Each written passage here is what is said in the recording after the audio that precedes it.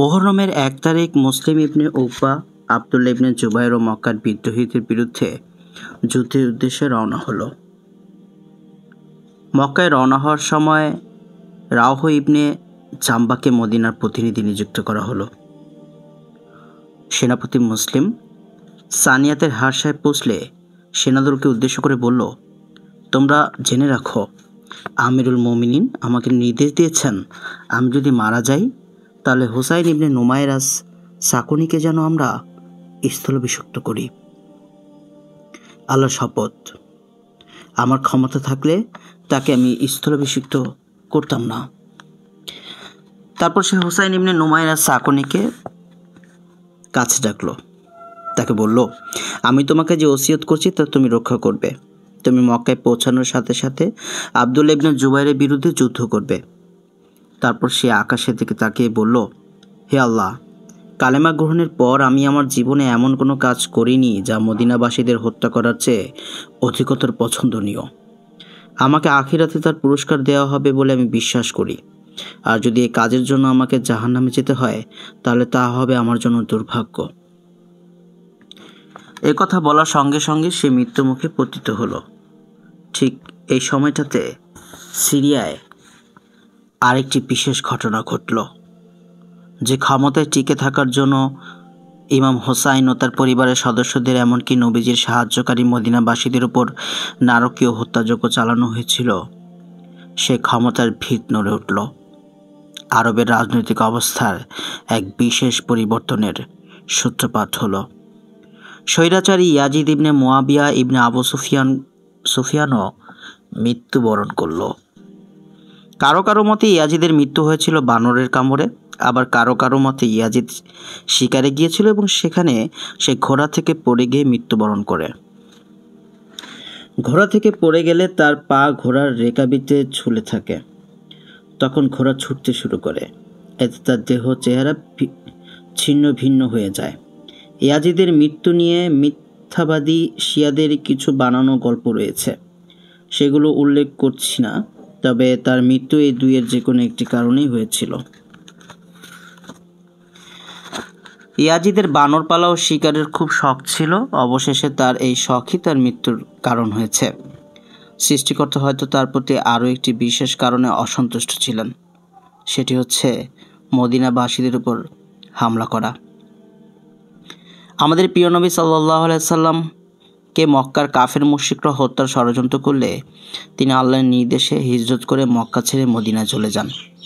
তখন এই মদিনার মানুষগুলোই তার পাশে ছিলেন, তাকে তাদের সর্বোচ্চটা দিয়ে সহযোগিতা করেছিলেন।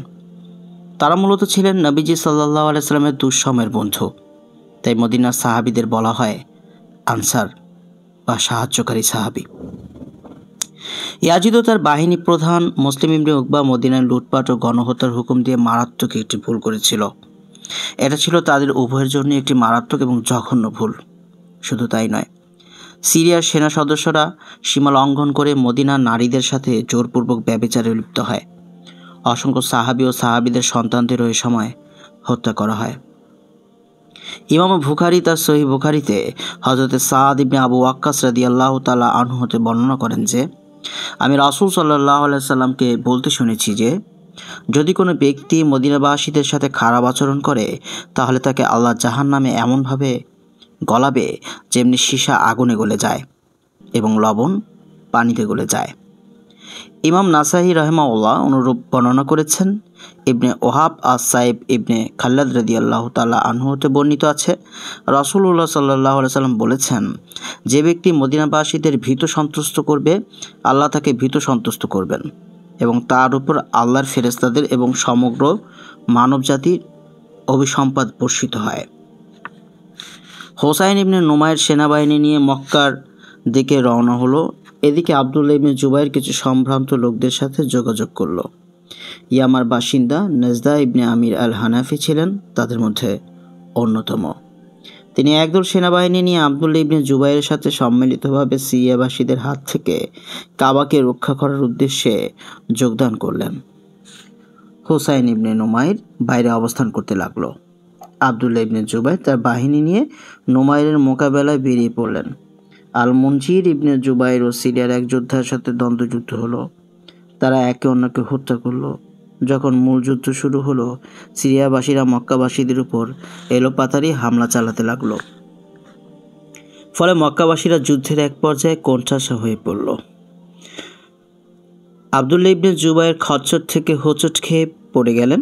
সিরিয়ার বাহিনী তাকে দুজন এসে তাকে আক্রমণের চেষ্টা করলে মিসওয়ার মাখরামা ও মোসাব ইবনে আব্দুর রহমান ইবনে আউফ ঘুরে গিয়ে তারপর হামলাকে প্রতিহত করলেন। আরেকটি দল এসে তাদের সাথে যোগ দিল। তারা সকলে আবদুল্লাহ ইবনে জুবাইরের পক্ষে যুদ্ধ করতে লাগলেন। তবে শেষ পর্যন্ত তারা সকলেই নিহত হলেন। বাকিদেরকে নিয়ে আবদুল্লাহ ইবনে জুবাইর রাত পর্যন্ত যুদ্ধে লিপ্ত হন। রাত যখন ফুরিয়ে এলো, তখন তারা যুদ্ধের ময়দান ত্যাগ করলেন। আবদুল্লাহ ইবনে জুবাইরের বাহিনী আত্মরক্ষার জন্য কাবা ঘরে আশ্রয় নিল।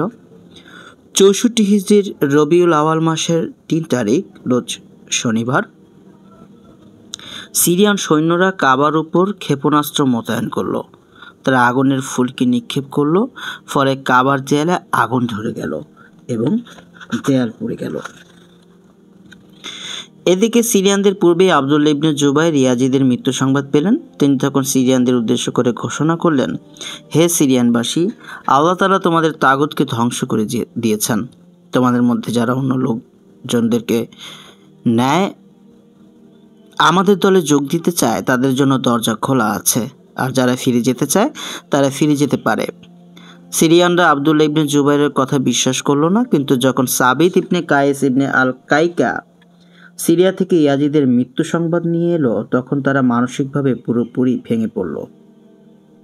এ সময় হুসাইন ইবনে নুমাইর আবদুল্লাহ ইবনে জুবাইরের সাথে কথা বলার জন্য তাকে 2 সৈন্য সারির মধ্যবর্তী স্থানে ডাকলো। তারা দুজন যখন একত্রিত হলো, হুসাইন ইবনে নুমাইর ঘোড়ার মাথা সামনের দিকে এগিয়ে যেতে চাইলে জিন টেনে ধরে রাখলো। ইবনে জুবাইর বললেন, তোমার কি হয়েছে? তুমি তোমার ঘোড়াকে সামনের দিকে আসতে দিচ্ছ না কেন? হুসাইন ইবনে নুমাইর বলল, আমার ঘোড়ার দুপায়ের নিচে কবুতররা পশুর মল থেকে খাদ্য গ্রহণ করছে। আমি হেরেম শরীফের কবুতরকে পদদলিত করাকে অপছন্দ করি। ইবনে জুবাইর বললেন, তুমি এখানে পাখিদের জন্য এতটা সতর্কতা অবলম্বন করছো, অথচ এখানকার মুসলমানদেরকে নির্বিচারে হত্যা করছো। হুসাইন ইবনে নুমাইর বলল, আমাদের অনুমতি দিন, আমরা কাবা ঘর তাওয়াফ করব এবং আমাদের দেশে ফিরে যাব। আবদুল্লাহ ইবনে জুবাইর তাদেরকে অনুমতি দিলেন। তারা কাবা ঘর তাওয়াফ করল। এক রাতে হুসাইন ইবনে নুমাইর এবং আবদুল্লাহ ইবনে জুবাইর আবারও সাক্ষাতে মিলিত হলো। মক্কার বাইরে তারা দুজন একত্রিত হলো। হুসাইন ইবনে নুমাইর বলল, যদি ইয়াজিদ মরে গিয়ে থাকে তাহলে আপনি হবেন তারপরে খেলাফতের হকদার। আপনি আমার সাথে সিরিয়ায় চলুন, আল্লাহর শপথ কেউ আপনার বিরোধিতা করবে না। আবদুল্লাহ ইবনে জুবাইর বললেন, তুমি কি তোমাকে অনেক ধুরন্ধর আর আমাকে নিতান্তই বোকা মনে করো? তুমি কি চাও আমি তোমাকে হত্যা করে ফেলি? হুসাইন ইবনে নুমাইর বিরক্ত হয়ে বলল, আমি তাকে খেলাফত লাভের জন্য আহ্বান করছি, আর তিনি আমার সাথে রূঢ় ভাষায় কথা বলছেন, আমাকে হত্যার হুমকি দিচ্ছেন। আফসোস, আমি তাকে আমার কথাগুলো বিশ্বাস করাতে পারিনি। এরপর হুসাইন ইবনে নুমাইর ফিরে এলো। আবদুল্লাহ ইবনে জুবাইর নিজেকে সামলে নিলেন এবং হুসাইন ইবনে নুমাইরের নিকট লোক পাঠিয়ে তার খারাপ আচরণের জন্য দুঃখ প্রকাশ করলেন। তাকে বললেন, সিরিয়ায় আমি যেতে পারছি না, কিন্তু আমার জন্য সেখান থেকে বায়াত গ্রহণ করো। আমি তোমাদের নিরাপত্তা বিধান করব এবং সকলের জন্য ন্যায় নীতি প্রতিষ্ঠা করব। হুসাইন ইবনে নুমাইর ওই লোকের কাছে বলে পাঠালো, কিন্তু ইয়াজিদের পরিবার থেকে যারা খেলাফত দাবি করছে জানতে পারলাম তাদের সংখ্যা অনেক বেশি। বিষয়টা যতটা সহজে ভেবেছিলাম ততটা সহজ হবে না। তারপর হুসাইন ইবনে নুমাইর সেনাবাহিনী সহ মদিনায় গমন করলো। সে ভেবেছিল সে যেহেতু স্বেচ্ছায় সিরিয়ায় ফিরে যাচ্ছে, মদিনাবাসী তার সাথে ভালো আচরণ করবে, কিন্তু ঘটনা সেরকম ঘটল না। মদিনার মানুষ তাকে অসম্মান ও অবমাননা করল। শুধুমাত্র আলী ইবনে হুসাইন তাকেও তার বাহিনীকে সম্মান করলেন। তিনি হুসাইন ইবনে নুমাইরকে এক প্রকার দানা জাতীয় খাদ্যদ্রব্য উপহার দিলেন আর তাদের পশুদের জন্য দিলেন ঘাস। হুসাইন ইবনে নুমাইর যখন উমাইয়া বংশের বহু লোকদের নিয়ে সিরিয়ায় পৌঁছল, সে দেখল যে ইয়াজিদের পুত্র মুয়াবিয়া খলিফা হিসেবে মনোনীত হয়েছেন। সেখানকার লোকদের দাবি ইয়াজিদ মৃত্যুর সময় দামেস্কের খলিফা হিসেবে তাকে মনোনীত করে গেছে। মুয়াবিয়া ইবনে ইয়াজিদ ইবনে মুয়াবিয়ার রাজত্বকাল ছিল মাত্র 30 দিনের। উমাইয়ারা যখন ক্ষমতা দখলের দ্বন্দ্বে বিভোর, তখন তারা তাকে বিষ জাতীয় কিছু একটা পান করায়। ফলে তিনি অসুস্থ হয়ে যান। যখন তার মৃত্যু আসন্ন হয় তখন তাকে জিজ্ঞাসা করা হলো, তুমি কি ওসিয়ত করবে না? মুয়াবিয়া ইবনে ইয়াজিদ বললেন, আমি দুনিয়ার তিক্ততাকে পাথেয় হিসেবে আখিরাতে নিয়ে যাচ্ছি না। দুনিয়ার স্বাদ আমি বনু উমাইয়াদের জন্য রেখে গেলাম। এদিকে আব্দুল ইবনে জুবাইর হিজাজ এবং পার্শ্ববর্তী এলাকায় নিজেকে একচ্ছত্র অধিকারী মনে করতে লাগলেন। সেখানকার জনগণ তার নিকট বায়াত হলো। বর্ষায়ও নানান বিশৃঙ্খলা দেখা দিল। তারা 6 মাসের মধ্যে পরপর 4 বার আমির পরিবর্তন করলো। তারপর তারা আব্দুল ইবনে জুবাইরের কাছে দূত প্রেরণ করে, তাকে জানায় তিনি যেন তাদের জন্য কিছু একটা করেন। মুসাব ইবনে আব্দুর রহমান জনগণের কাছ থেকে আব্দুল ইবনে জুবাইরের পক্ষে বায়াত গ্রহণ করেন। আব্দুল ইবনে জাফর, আব্দুল ইবনে আলী ইবনে আবু তালিব ও ইবনে জুবাইরের কাছে বায়াত হন। তারপর তিনি আব্দুল ইবনে ওমর, ইবনে হানাফিয়া এবং ইবনে আব্বাসের নিকট বায়াতের জন্য লোক পাঠান। তারা বায়াত গ্রহণে অস্বীকার করে। প্রায় 3 মাস খলিফাবিহীন থাকার পর তারাও ইবনে জুবাইরের নিকট বায়াত হন। ফলে সেখানকার জনগণও তার পক্ষে বায়াত হন। তারপর তিনি মিশরে লোক পাঠান। সেখানকার জনগণ বায়াত কবুল করে নেয়। আব্দুল ইবনে জুবাইর কুফাবাসীদের কাছে আব্দুর রহমান ইবনে ইয়াজিদ আল আনসারিকে নামাজের জন্য প্রেরণ করেন এবং ইব্রাহিম ইবনে মোহাম্মদ ইবনে তালহা ইবনে ওবায়দুল্লাহকে করাদারের জন্য প্রেরণ করেন। সেখানকার সবাই তার উপর আস্থা ব্যক্ত করে। আলজেরিয়ার জনগণও তার প্রতি আনুগত্য প্রকাশ করে। তারপর তিনি বসরায় আল হারিস ইবনে আবদুল্লাহকে পাঠান। তারাও তার পক্ষে বায়াত করে। তারপর তিনি ইয়ামেনে লোক পাঠান। ইয়ামিনবাসীরাও তার পক্ষে বায়াত করে। তিনি খোরাসানে লোক পাঠান। তারাও তার বায়াত কবুল করে।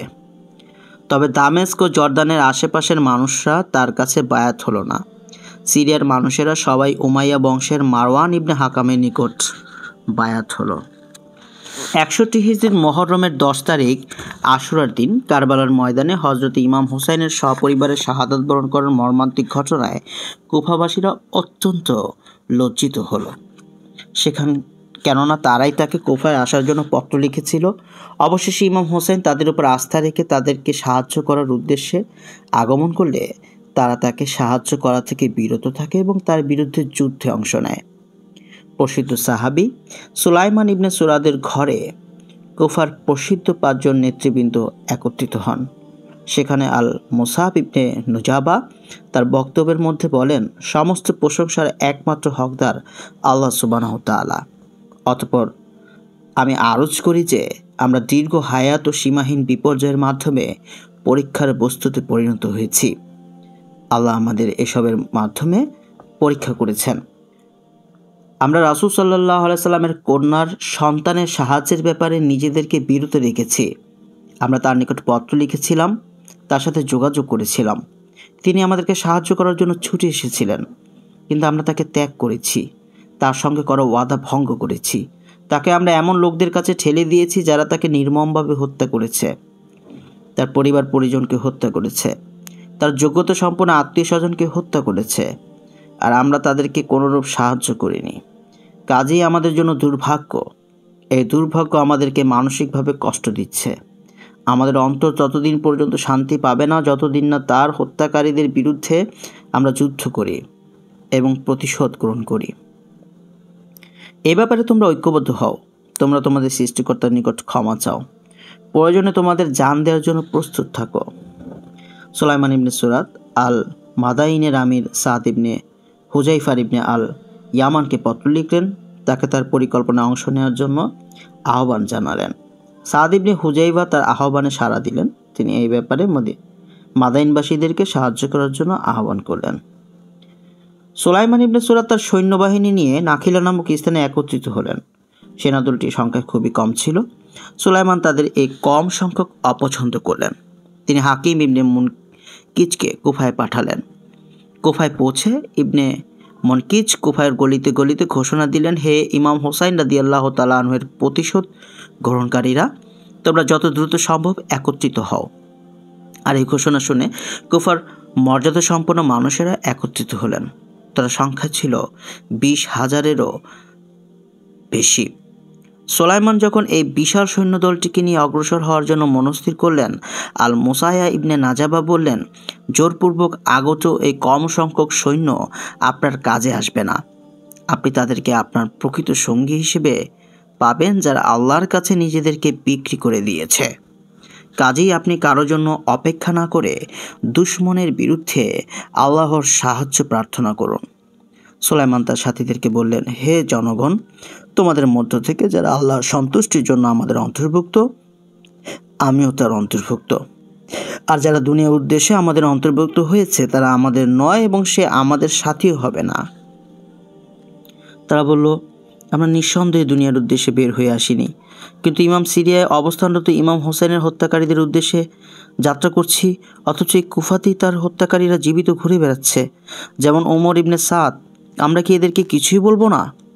সুলাইমান বললেন, ইবনে জিয়াদি সৈন্য সংগ্রহ করে হোসেনের বিরুদ্ধে যুদ্ধ করার জন্য তাদেরকে পাঠিয়েছিল। অন্যরা তার হুকুমের উপর আমল করেছে।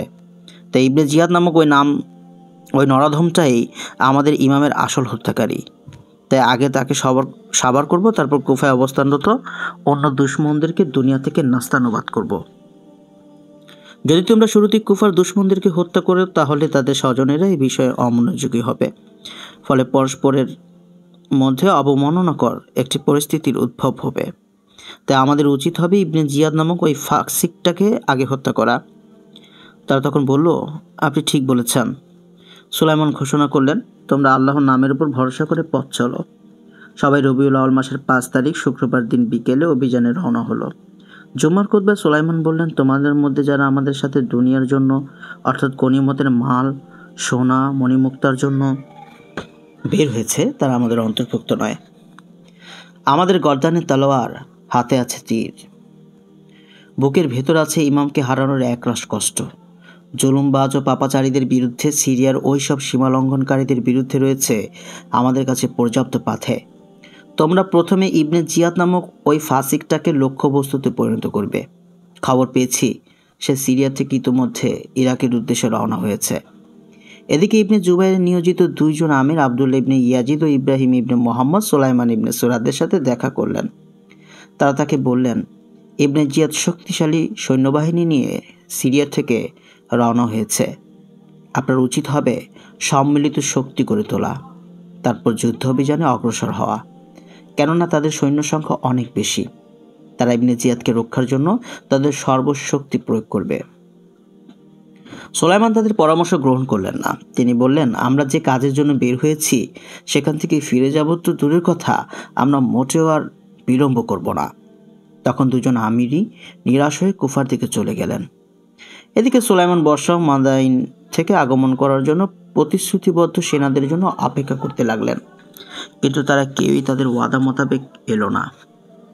সুলাইমান ইবনে সুরাদ যখন তার বাহিনী নিয়ে ইমাম হোসেনের কবর অতিক্রম করছিলেন তখন তার সঙ্গীরা উচ্চস্বরে বিলাপ করতে লাগলো। তারা কবরের পাশে রাত্রি যাপন করলো, সালাত আদায় করলো, দোয়া করলো। তারা ইমাম হোসেনের মাজারে মাগফিরাত কামনা, মর্যাদা বৃদ্ধির জন্য দোয়া করার ব্যাপারটিকে হাজরে আসওয়াদের থেকেও অধিক পবিত্র মনে করতে লাগলো। তারা বলতে লাগলো, আমরা যেন তার জন্য শাহাদাত বরণ করতে পারি। সুলাইমান বললেন, হায় আফসোস, যদি তোমাদের এই সংকল্প আর জমায়েত 4 বছর আগে সংগঠিত হতো তাহলে এই বিলাপ, এই সংকল্প ইমামের উপকারে আসতো। সুলাইমান তার বাহিনী নিয়ে সিরিয়ার দিকে রওনা হলেন। তারা যখন সিরিয়ার একটি মঞ্জিল অতিক্রম করলেন ঠিক তখন তাদের থেকে একটি দল পিছু হটে গেল। যখন তারা কার্কিশিয়া নামক স্থানে পৌঁছলেন তখন জুফর ইবনে হারিস নামক এক গোত্রপ্রধান তাদের সামনে দুর্গে আশ্রয় গ্রহণ করে।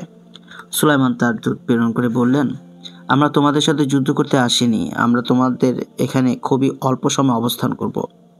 জুফর ইবনে হারিস তখন তাদের কাছে একজন গুপ্তচর পাঠালেন। সুলাইমান তার ওই গুপ্তচরকে 1000 দিরহাম একটি ঘোড়া উপহার দেওয়ার নির্দেশ দিলেন। সে বলল, আমি সম্পদ নিব না, তবে ঘোড়াটি নিব। জুফর ইবনে হারিস সুলাইমান ইবনে সুরাদ ও তার আমিরদের প্রত্যেকের জন্য 20টি করে উট, কিছু খাবার, বহু ঘাসের আটি পাঠালেন। তিনি দুর্গ থেকে বের হয়ে সুলাইমানের সাথে দেখা করলেন এবং তাকে বললেন, আমার কাছে খবর এসেছে সিরিয়ানরা একটি বিরাট সৈন্যদল সংগ্রহ করেছে। সুলাইমান বললেন, আমরা আল্লাহর কাছে তাওয়াক্কুল করেছি, আর মুমিনেরা আল্লাহর কাছেই তাওয়াক্কুল করে থাকেন। জুফর বললেন, আমার একটা আর্জি রয়েছে আপনার কাছে। আপনি শহরে প্রবেশ করার পর শহরের দরজায় একটু অপেক্ষা করবেন, যাতে কেউ চাইলে আপনার সঙ্গী হতে পারে। সুলাইমান বললেন, আমাদের শহরের বাসিন্দারাও এরকম আর্জি করেছিলেন, কিন্তু আমরা রাজি হইনি। সুলাইমান তার বাহিনী নিয়ে রওনা হলেন, আইনুল ওয়ার্দার দিকে দ্রুত গমন করলেন। সিরিয়ানরা নিকটবর্তী হলে সুলাইমান তার সাথীদেরকে উদ্দেশ্য করে বললেন, তোমরা দুনিয়া বিমুখ থাকো, আল্লাহকে স্মরণ করো এবং জিহাদের জন্য প্রস্তুত হও। আমি যদি এই যুদ্ধে নিহত হই তাহলে তোমাদের আমির হবেন আল মুসায়ের ইবনে নাজাবা।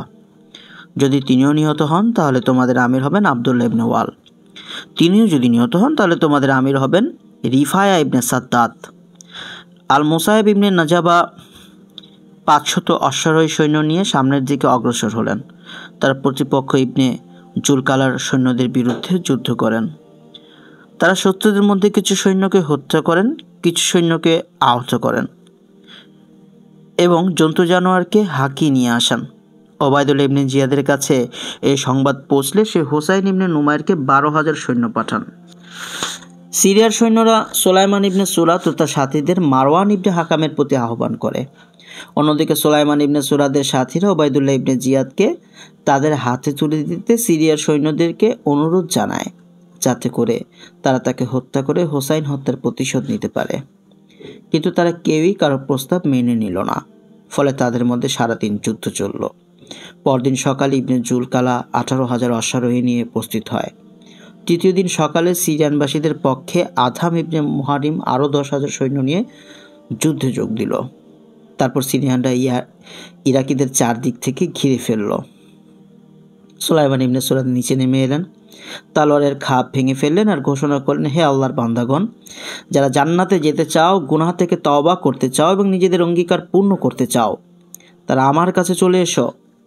বহু লোক তখন নিচে নেমে এলো। তারাও তরবারির খাপ ভেঙে ফেলল। তারা প্রতিপক্ষকে তাদের সর্বোচ্চ শক্তি দিয়ে আক্রমণ করতে লাগলো। এ সময় ইয়াজিদ ইবনে আল হুসাইন নামের একজন সিরিয়ান সুলাইমান ইবনে সুরাদকে উদ্দেশ্য করে তীর ছুঁড়ে মারল। সুলাইমান তীরবিদ্ধ হয়ে মাটিতে পড়ে গেলেন। তিনি কয়েকবার উঠে দাঁড়ানোর চেষ্টা করে ব্যর্থ হলেন। শেষবারের মতো পড়ে গিয়ে তিনি বললেন, কাবাঘরের প্রতিপালকের শপথ, আমি সফল হয়েছি।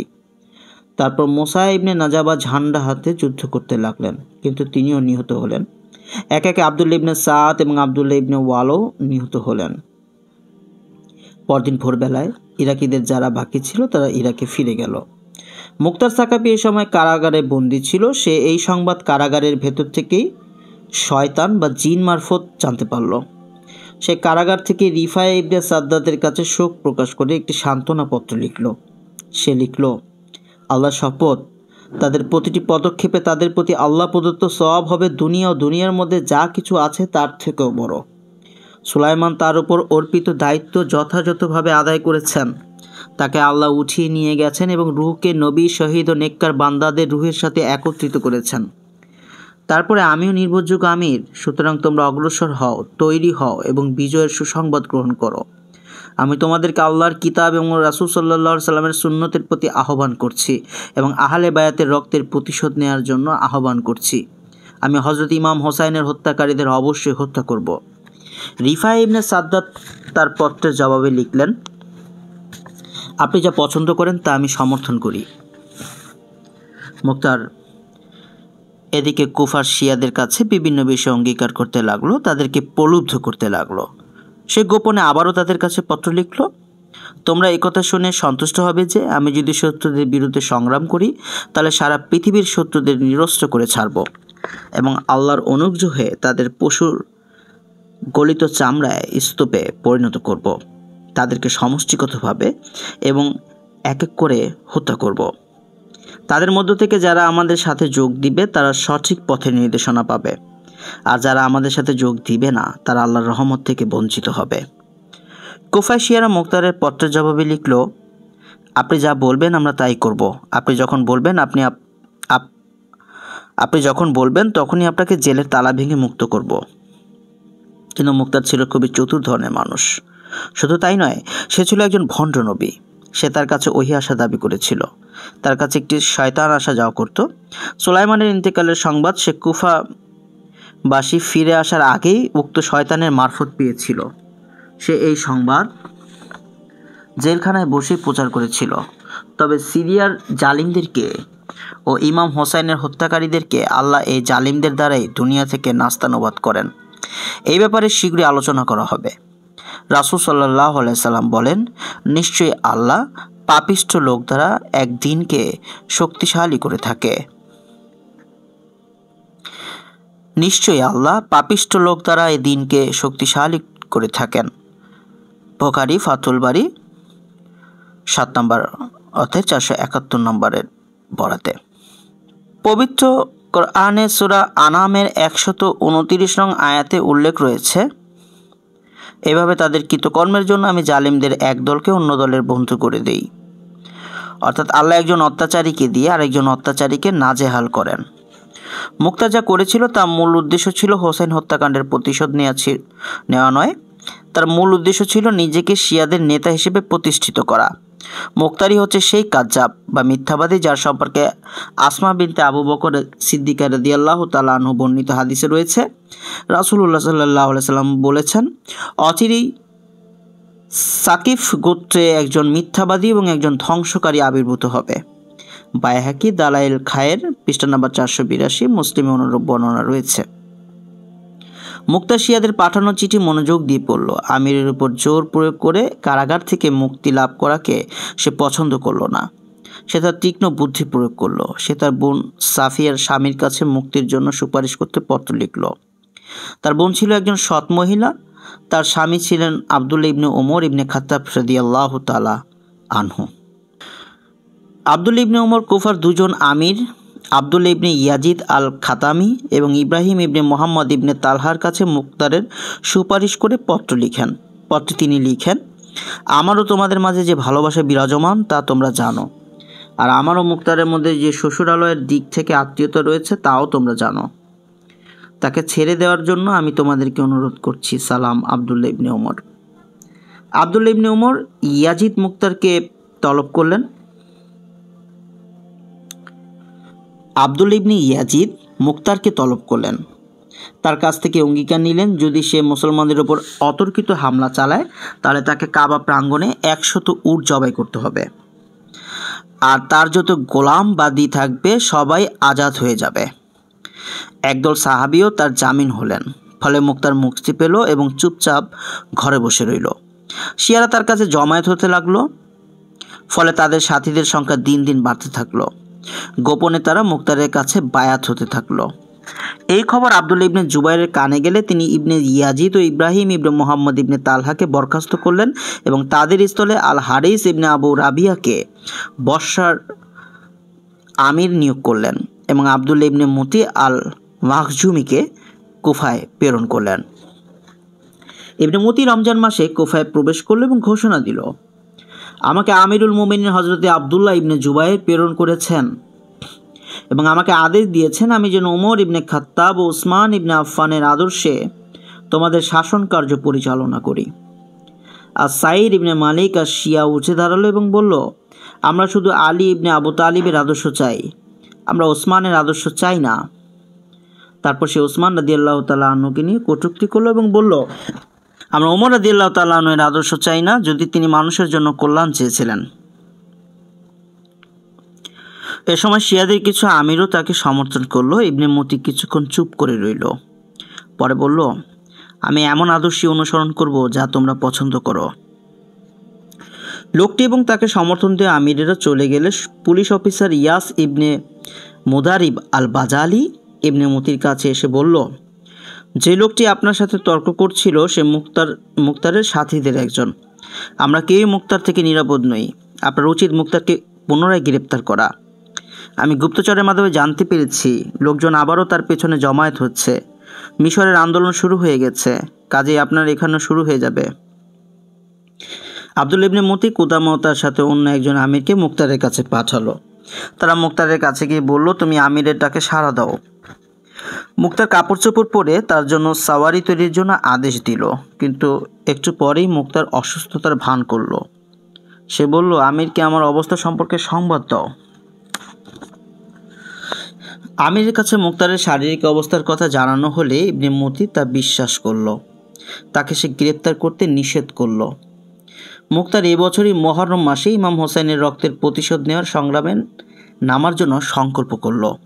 শিয়ারা এই সংকল্পে যোগ দিল, কিন্তু তারা তাকে এই মুহূর্তে সংগ্রাম না চালিয়ে অন্য সময় সংগ্রাম করার পরামর্শ দিল। তারা বলল, কুফার সব নেতারা আবদুল্লাহ ইবনে মুতির সাথে রয়েছেন। তারা সকলে আমাদের বিরোধী দল। তবে ইব্রাহিম ইবনে আস্তার আর নাখুই একাই যদি আপনার কাছে বায়াত করে, তাহলে অন্য কারো সহযোগিতাই আমাদের দরকার হবে না। মুক্তার একদল লোককে ইব্রাহিম ইবনে আস্তার আর নাখুইর কাছে পাঠালো। তারা তাকে আহ্বান করলো। ইব্রাহিম বলল, তোমাদের আহ্বানে আমি সাড়া দিলাম, তবে আমার একটি শর্ত রয়েছে। তোমরা আমাকে তোমাদের যাবতীয় কাজের নেতৃত্ব দিবে। তারা বলল, এটা সম্ভব নয়, কেননা ইমাম মাহাদি, ইমাম মুক্তার এ ব্যাপারে নেতৃত্ব দিবে। এই কথা শুনে ইব্রাহিম ইবনে আস্তার নীরব হয়ে গেল। তবে সে মুক্তারের সাথে গোপনে নিয়মিত যোগাযোগ করলো। তারপর ৬৬ হিজরি রবিউল আওয়াল মাসের 14 তারিখ বৃহস্পতিবার রাতে শিয়ারা একযোগে বিদ্রোহ শুরু করবে বলে সিদ্ধান্ত হলো। ইবনে মতির কাছে এই সংবাদ পৌঁছলে সে কুফার চারপাশে সৈন্য পাঠালেন। মঙ্গলবার দিন রাতের বেলায় ইব্রাহিম ইবনে আস্তার তার সম্প্রদায়ের 100 লোক নিয়ে মুক্তারের ঘরের উদ্দেশ্যে রওনা হলো।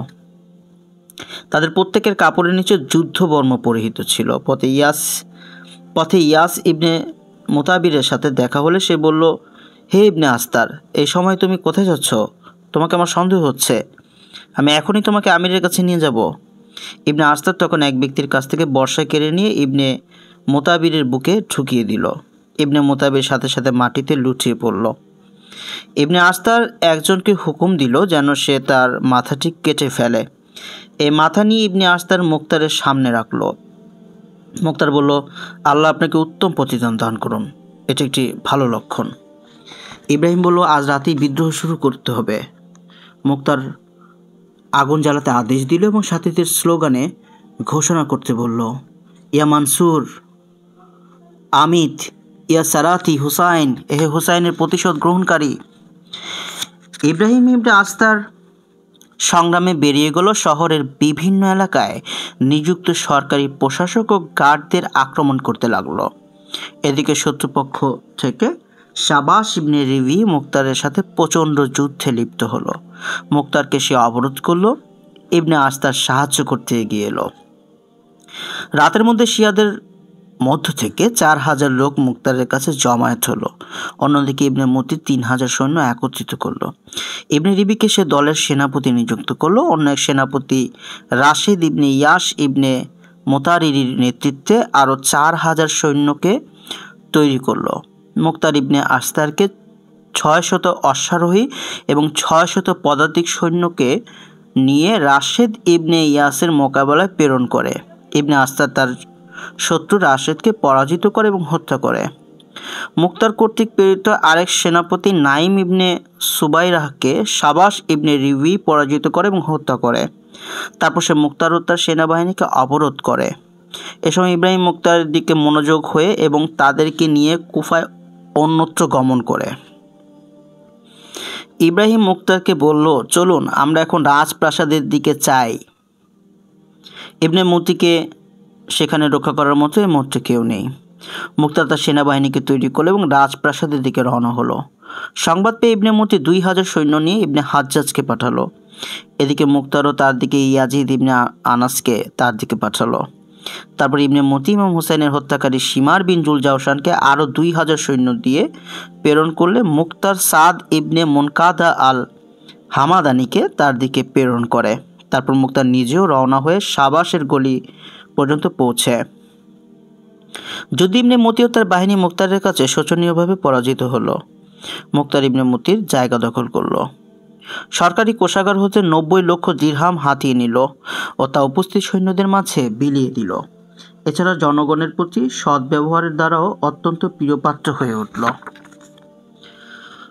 মুক্তার খোরাসান ও ইরাকের বিভিন্ন এলাকা শহরে প্রদেশে আমির প্রেরণ করল। তারপর সে ইমাম হোসাইনের হত্যাকারীদের খুঁজতে লাগলো এবং ভদ্র অভদ্র যাকে পেল তাকেই হত্যা করল। শুনছিলেন সোলাইমান শিপনের কারবালা উপন্যাসের আজ 10ম পর্ব।